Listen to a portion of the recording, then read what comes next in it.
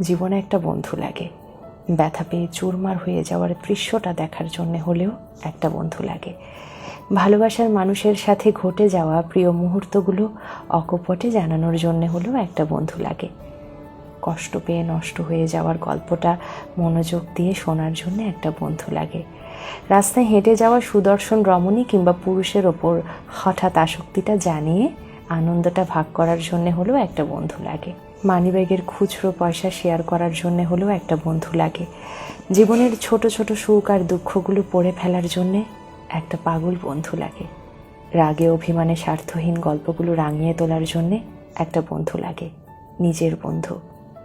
যাদের বন্ধু আছে নিজের মানুষের মতন, যার কাছে গোপন গল্পটা জানিয়ে দিতে পারে নির্দ্বিধায়, এই মানুষগুলো ভাগ্যবান। গল্প জমানো বন্ধু সবাই পায় না।